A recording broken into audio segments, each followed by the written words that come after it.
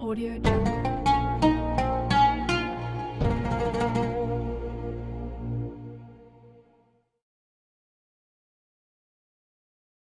Assalamualaikum warahmatullahi wabarakatuh.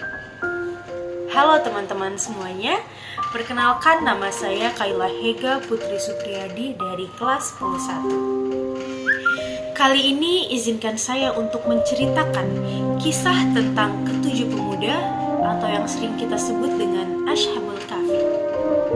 Namun sebelum itu, apakah teman-teman tahu apa sih itu Ashabul Kahfi? Mungkin kisah tentang ketujuh pemuda ini sudah tidak asing lagi terdengar di telinga kita semua. Ashabul Kahfi merupakan kisah tujuh pemuda yang tertidur di dalam gua selama 309 tahun. Kisah ini terjadi sebelum zaman Nabi Muhammad SAW. Para pemuda ini bersembunyi di dalam gua Rajib yang lokasinya berada sekitar 8 km dari Amman, Yordania, untuk melarikan diri dari kekejaman Raja Dicyanus. Cerita tentang Ashabul Kahfi ini berawal dari sebuah negeri bernama Negeri Ephasus yang dipimpin oleh Raja Kejam dan penyembah berhala bernama Raja Dicyanus. Ia tak segan-segan membunuh siapa saja yang menolak untuk menyembah berhala. Kemudian suatu ketika Raja Dicyanus mendengar ada beberapa pemuda yang menolak menyembah berhala.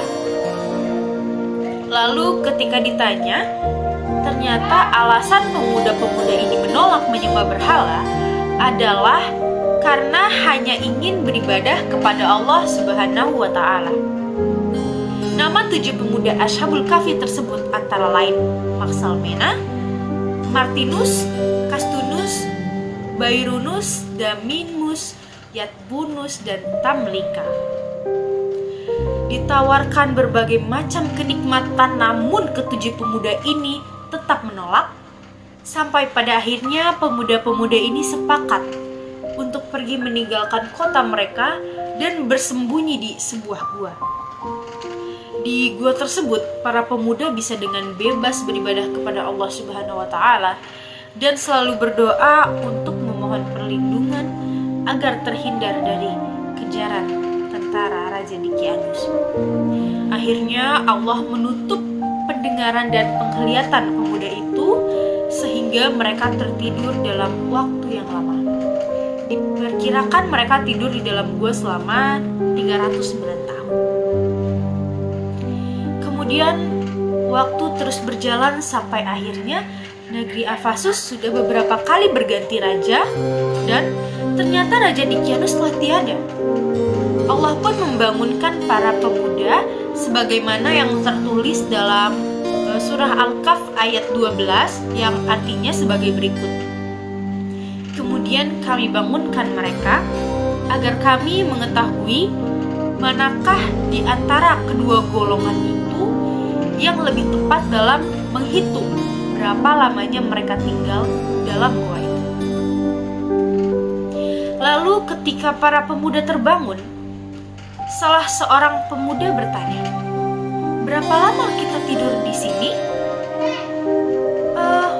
Mungkin kita hanya tidur sehari atau setengah hari," jawab pemuda yang lain.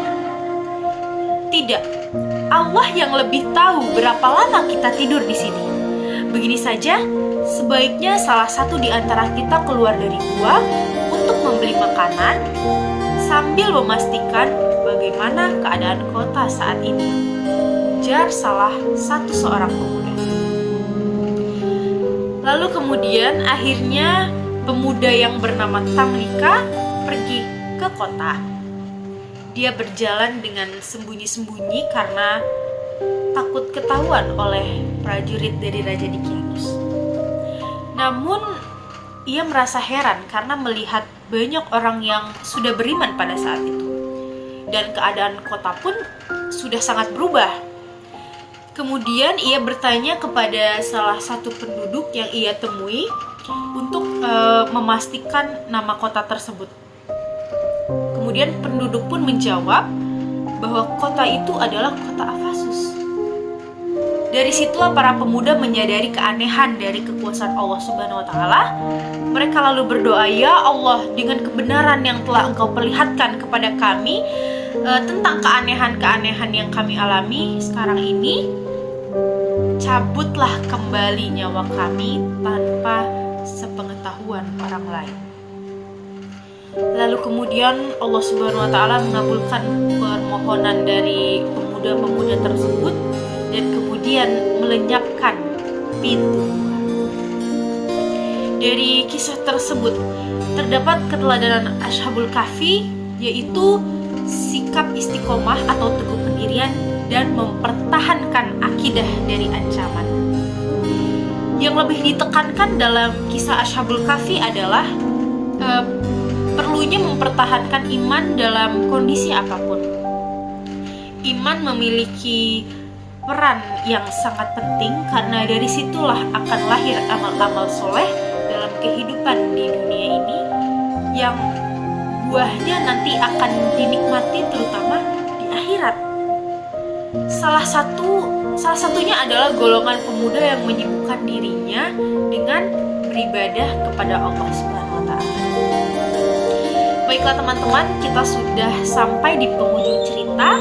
Semoga apa yang saya sampaikan tadi dapat bermanfaat bagi kita semua. Amin ya rabbal alamin.